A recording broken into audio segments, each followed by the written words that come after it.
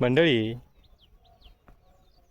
जसं पाणी पाजत असताना ज्या ठिकाणी पाणी नको आहे त्या ठिकाणी आपण काय करतो, त्याला अडवतो आणि पुढच्या दिशेने पाण्याचा प्रवाह घेतो.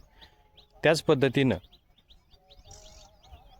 जर त्या प्रवाहाला छोटी जरी गळती लागली तर ती कालांतरानं तो प्रवाह तुटतो, फुटतो. मग परत आपल्याला त्याचा स्टॉपर लावायला लागतो. तसंच आपल्या आयुष्यामध्ये सेविंगच्या बाबतीत आहे.